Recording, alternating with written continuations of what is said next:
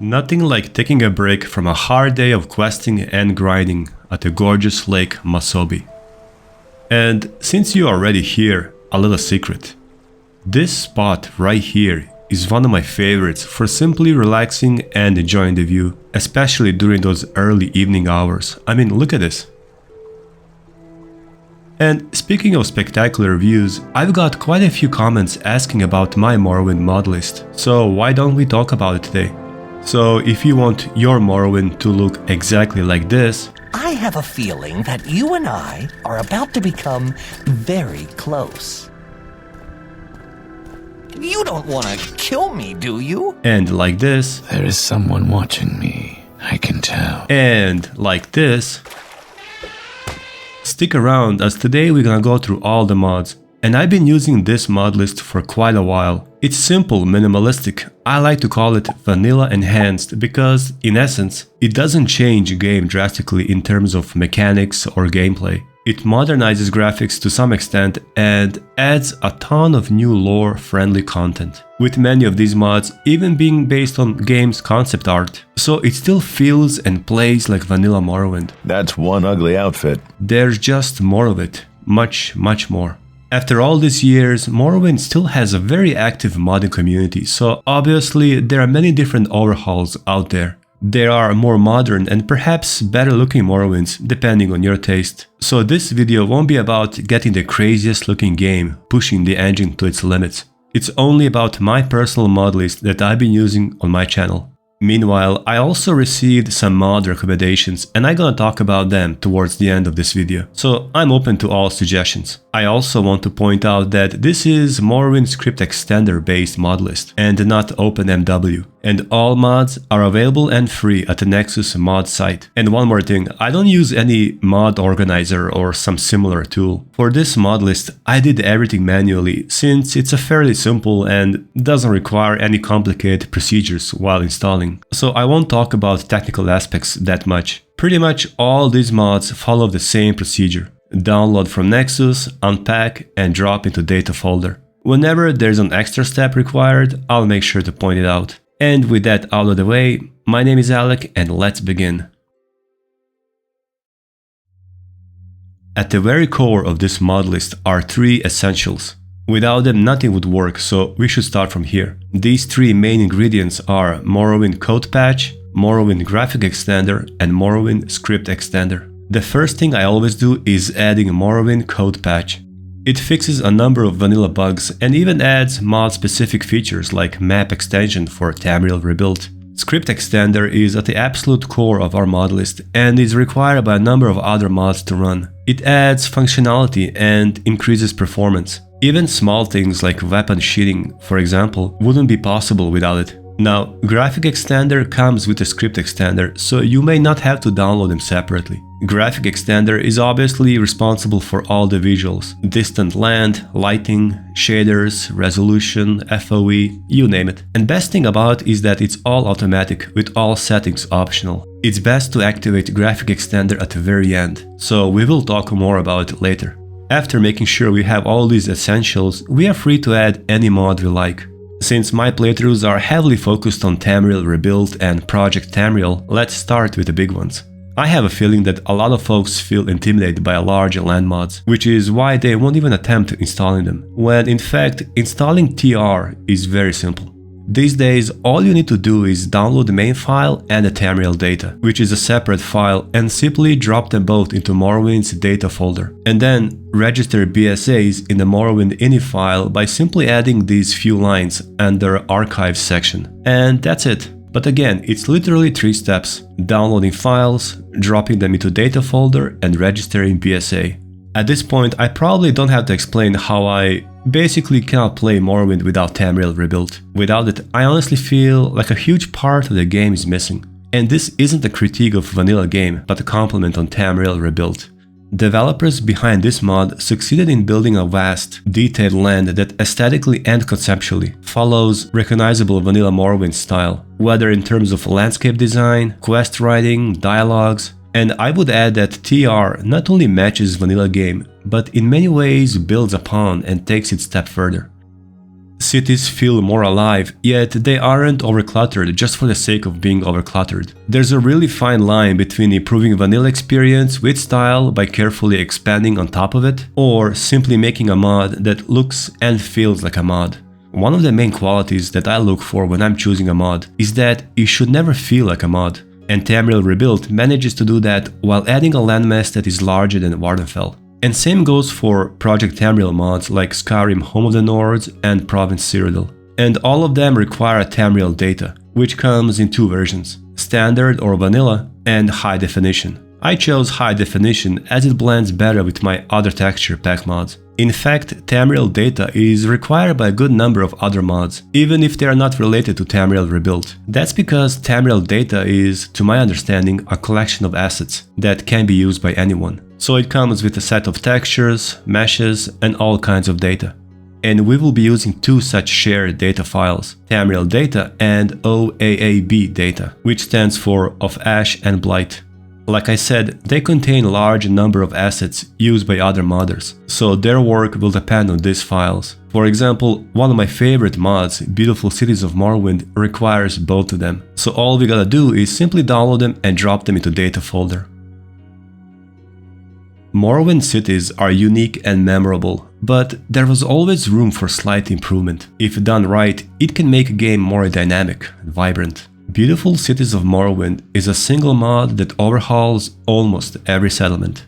What's special about it and why I use it? It doesn't even feel like a mod, and that's because it's inspired by concept art and aims for that Vanilla Plus experience. In other words, it's perfect for this mod list. Also, as mentioned, it uses Tamriel Rebuilt's data files, so it helps blending Vardenfell with the TR's mainland. It's honestly all I ever wanted for vanilla towns. Beautiful Cities overhauls towns organically, so no town will stand out conceptually, and this can be a problem when overhauling Morrowind's towns with single separate mods, with their stylistically different approach. Town mods are very popular, and some cities alone, like Balmora, have dozens of different dedicated mods, each offering a unique vision of this popular city. So there's a lot to choose from, and it can be quite challenging or time-consuming to mod all the towns on your own. Which is, again, why I stick with the Beautiful Cities. With a single installation, all the cities get a nice, lore-friendly, grounded overhaul. And it comes with optional files. For example, we can add a statue in Balmora or a waterfront, but for this time I chose only the core version. One of my favorite redesigns is Gnisis. It's based on this rather famous Morrowind's concept art, with a mysterious giant arm and tower, and it just makes the whole village so charming and has more character. And there are also new items carefully spread around. So, for example, one of my favorite things is getting this exquisite hood from a merchant in Pelagiad. You shouldn't be here. Or a Dwemer iron armor from a street vendor in Gnisis. I always love these small additions, unique or rare items peppered throughout the game. It makes exploration meaningful and rewarding, and with Beautiful Cities, game becomes even richer. Anyways, I've already said enough. Beautiful Cities of Morrowind is, in my opinion, a single best Morrowind settlement overhaul. Now, I said that Beautiful Cities overhauls almost every settlement. Couple of villages out there are left alone, and that's because there are other mods that do a great job redesigning them, and they are recommended alongside Beautiful Cities. Nordic Dagon Fel is the one I used to turn this isolated northern village into a more, let's say, Nord-friendly environment. And OAAB Tel Mora does an amazing job expanding the Telvanni city with landscape redesigns, new quests, and place in general feels magical and eccentric, which after all fits the overall Telvanni style. It's lore-friendly, based on concept art, and I love simply walking around Tel Mora. And this comes from someone who usually stays away from the Telvanni.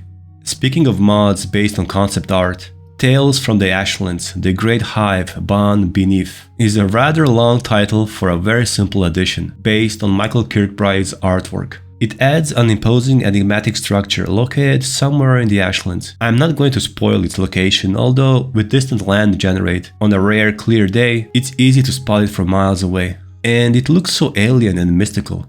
From a simply aesthetic point of view, it's a great addition to this region, being an epic, unique landmark. I actually haven't had a chance of exploring it yet, but there should be a dungeon inside, so there are some goodies to be found within. And for an interesting side note, I'm pretty sure that Kirkbride's sketch of this structure was his very first artwork made for Morrowind.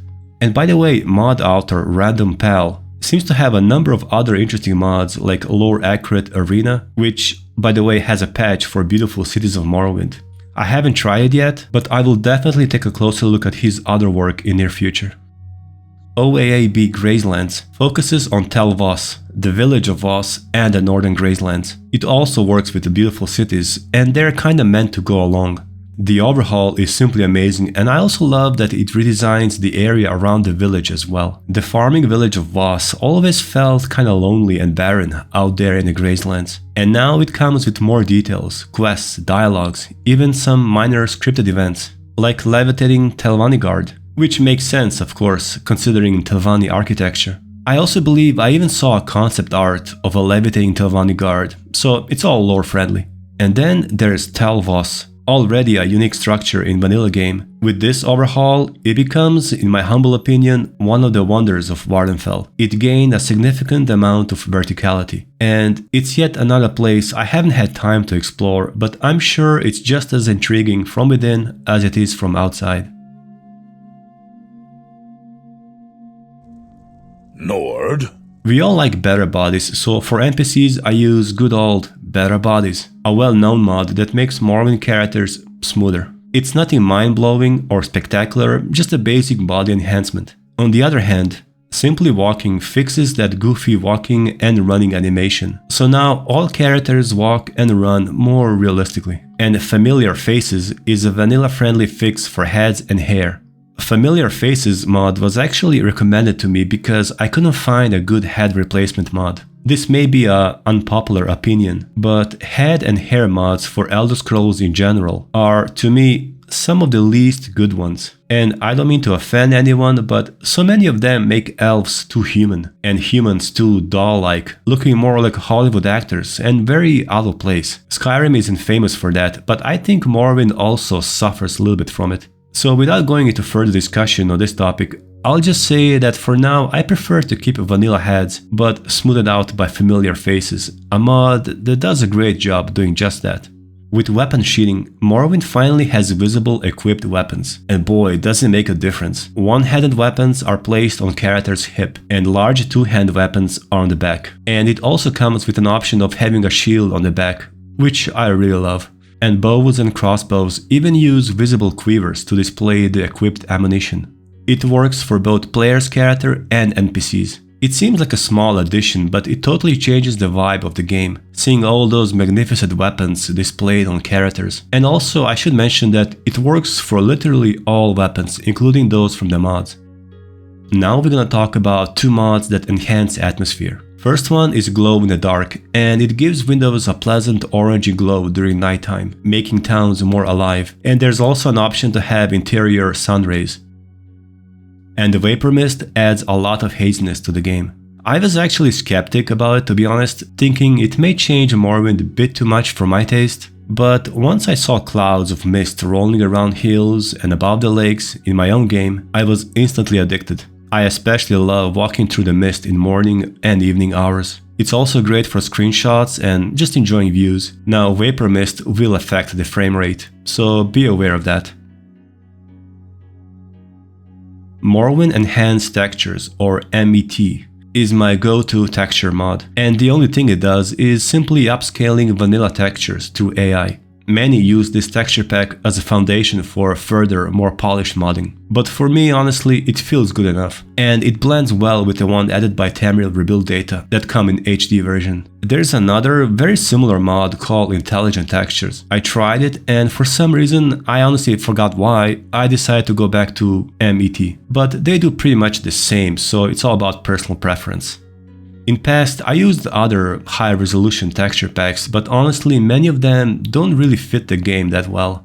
They often seem too bright or change Vanilla's memorable, recognizable atmosphere and the color palette. So upscaled original textures are, in my opinion, a best option for a vanilla enhanced experience. Okay, now for the sound mods. Aura is the main sound overhaul, and it works with all the big land mods. Honestly, only after trying it out, I realized just how quiet vanilla game can be at times. Aura adds much needed constant wall of ambient sound all throughout the game. And depending on location or even time of the day, we can hear people talking in the distance, usual town ambience, water splashing, opening containers or doors. While standing near the cave exit, we hear the outside noise. All these sounds add so much immersion. And again, everything is optional and fully customizable. Once you try Aura, it's nearly impossible to play without it.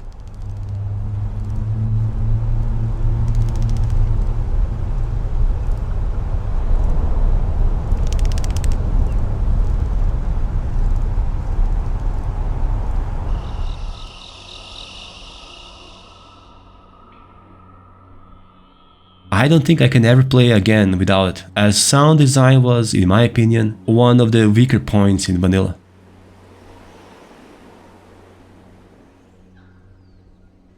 MUSE allows music customization, adding new songs and even making them play only in specific regions. So for example, dungeons will not play dungeon-related music, and so on. It's one of the great ways to modernize Morrowind. I use it together with the other music packs like Music Overdose and Tamriel Rebuilt soundtrack, as through MUSE, both can be dispersed into specific regions. With that said, recently I found myself playing mostly without music, as I enjoy being immersed in the ambient sounds thanks to Aura. CSO, or Character Sound Overhaul, is a dynamic, customizable sound overhaul of the movement, combat, and item sounds of Morrowind. For someone who loves immersion and dose of realism in my fantasy, this one is really a must. It lets you customize the sounds of your character or other NPCs. So for example, it lets you hear that clanky heavy armor as you walk, and each type of weapon has its own sound, and so on.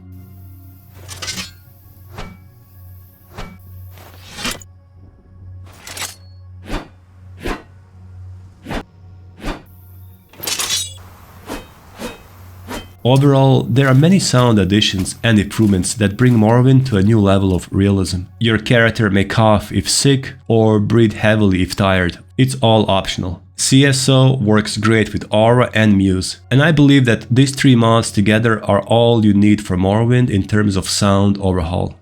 Library of Vivec is the largest library on RandomPal Fel, and with ReadMe, Library of Vivec Overhaul, it becomes a truly memorable place. And what's best, it's fully compatible with beautiful cities. It also adds new lore books from both Tamriel Rebuilt and OAAB data. It has new NPCs and even quests, mostly related to finding some lost literature. It really complements both Tamriel Rebuilt and the beautiful cities. I mean, seriously, it's a great addition for all the book lovers and makes the city of Vivec more majestic and important. Magicka Expanded allows for new magic effects, adding a variety of spell tomes and grimoires. Now, I rarely use magic except for restoration, I'm kinda simple like that, but it's nice to have it in game. And these magic effects come in different packs. So there's a lore pack based on some spells found in previous games, there's also a weather pack allowing to manipulate weather, or even Tamriel Rebuilt pack. And the way they work, it's very similar to Skyrim. You read the tome and learn the spell. However, in order to learn the spell, player's magicka must be greater than twice the magicka cost of that spell. In other words, to learn a spell, you must be an already advanced magic user with high enough intelligence. And some tomes can be simply bought in shops, while some rare ones lie hidden out there somewhere. For today, I decided to try out a couple of spells. I found a really interesting one called Summon Mammoth for 30 seconds? A mammoth? It's rather expensive too, but yeah, there are plenty of summon spells, including creatures from Tamriel Rebuilt and Skyrim Home of the Nords. I suppose since mammoths live in Skyrim. I've never seen mammoths in Morrowind, so let's take a look together, shall we? Holy cow! And there are also unique teleportation spells, targeting specific locations. So for example, I've got a spell that teleports me to Akamora. It's a rather interesting idea, I have to say. Again, I think that there's a lot of role-playing potential with these tomes. It's supposed to be balanced and lore-friendly, which is why I decided to use it. Maybe I'll finally do a Witch Hunter playthrough because of it. It makes me wish there's a spell of permanently summoning a mammoth and repopulating Solstheim with him. Wouldn't that be cool?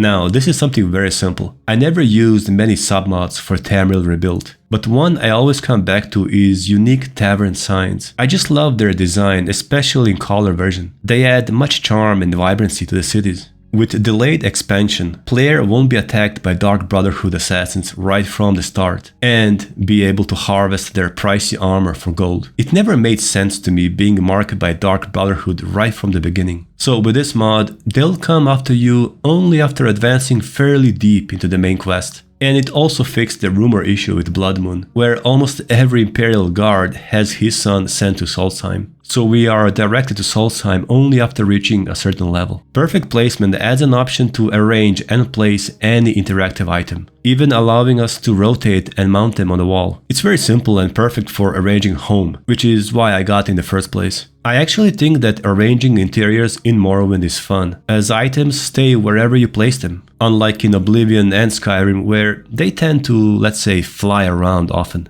I guess because of game physics. So if you plan on arranging your collection of items or decorating a house, this is a very practical and very simple tool to use. Supreme Follower system has been on my mod list for a long time, even though I rarely use it. Now, while working on this video, I discovered that the mod has been removed from Nexus for some unknown reason. Careful with that, friend. There could be another place to find it, or if not, there are probably other similar or perhaps even better, more up-to-date mods that do the same. For me, Supreme Follower system was more of a fun little addition to the game. I used it a few times in my last Let's Play, and it's honestly entertaining being able to recruit any NPC and order them to follow you around, and even give them items. Now, Morrowind is notoriously clunky when it comes to followers, and the game is meant to be played solo, so don't expect Skyrim level mechanics. However, I think that it can be used for creative role-playing. The way I do it is recruiting NPCs that actually know me and have high enough disposition, NPCs that have a reason to be my followers. Then I can share items with them, let's say food, a better weapon, or even restore health potion, although I'm still not so sure if they can use potions on their own. There are also heal other spells, and it can be both challenging and fun taking care of your follower, making sure he or she survives each hostile encounter, even using console commands to level them up along our character. And it doesn't have to be some long-lasting journey, perhaps taking a follower on a road to a certain location. Possibilities are limitless. Alright, upon adding all the mods, we can finally sort them all out and generate a distant land. For sorting my mods, I use mlox or mlox, and it's very easy to use. So for example, here's my mod list. I'm going to share my own graphic extender setup, but everyone is free to experiment and customize according to their own preference. I prefer generating only up to 5 cells of distant land. 5 cells are, in my opinion, perfect balance between having nice views and not revealing too much. This way I get to enjoy scenery, even see hints of mainland from Vvardenfell or vice versa. And not to mention, it saves few frames along the way. Shaders are very important, as well as how you order them. Now, graphic extender will come with quite a few, but I also downloaded a step shader compilation because of one specific shader, Color Mood. And here's my list of active shaders shown in the mod configuration menu, along with other settings. In any case, it's very easy to experiment and switch them around until finding your own ideal look. And finally, let's briefly discuss framerate. I tend to play with framerate locked at 60, and this can be easily done through graphic extender. I read somewhere that it helps overall stability, and in general, I'm old school enough to not really care about having highest framerate. Now, my laptop uses RTX 2060 and 16GB of RAM. However, laptop's 2060 is not equal to a proper desktop 2060. In reality, my graphic card is more equivalent to GTX 1070. With that said, I have a stable frame rate throughout most of the game. I'm going to show some unedited footage of me roaming around with the frame rate counter displayed on the top left corner.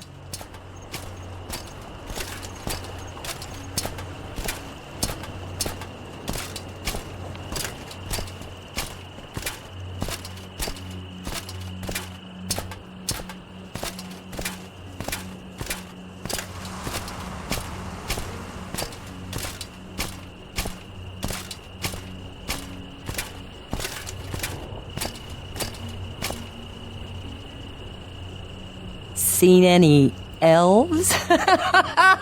As you can see, even in Overhaul Tel Mora or Vivec, largest cities and highest framerate hitters, my framerate remains pretty stable. With Tamriel Rebuilt, however, things are a bit different. Cities like Old Ebonheart and Akamora are notorious framerate killers.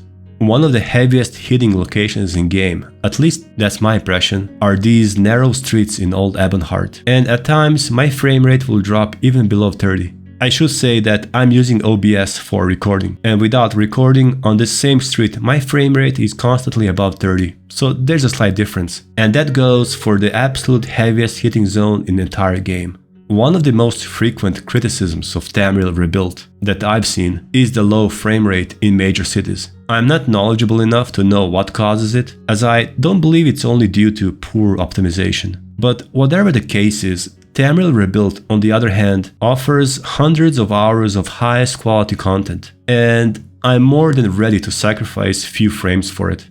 3 blessings, Sarah. So there it was, my rather minimalistic Morrowind Modlist. Meanwhile, I received some recommendations, so I'd like to mention The Dream is the Door. A simple mod that makes the entrance to the Cavern of Incarnate visible only during the twilight. I haven't tried it yet, but I'll definitely consider it for future, especially because of 2 other mods that focus on enhancing this rather important part of the main questline. Valley of the Wind Overhaul does just that, overhauls the Valley of the Wind with massive wind-torn cliffs and fallen trees, while Cavern of the Incarnate Overhaul does the same for the cave interior. So with these 3 mods combined, the entire quest for the moon and star is even more epic and memorable. Another mod that I want to mention, although it's not on my current mod list, is Kazima's Voices of Vardenfell. It's AI based, obviously, and it voices pretty much every single line of dialogue. The reason for not using it on my Let's Plays is because of the sheer amount of voiced lines. I feel like they will be too much to listen to, however, it's something I'd definitely try for a personal playthrough, as I love hearing these characters talk, although I don't really mind text-based dialogues either. As for the OpenMW, I'm kinda out of the loop with it, but I'm pretty sure that by now it has all these mods, or at least similar ones. I actually tried OpenMW last year, but I switched back to Script Extender, mostly because at that time I couldn't find some of the must-have mods, like sound overhauls. So at the moment I have everything I need with the current Script Extender based mod list. And that was it, an overview of my current Morrowind mod list. Please let me know if you know of any mod that will make a good addition. And with that said, thank you for watching and I see you soon.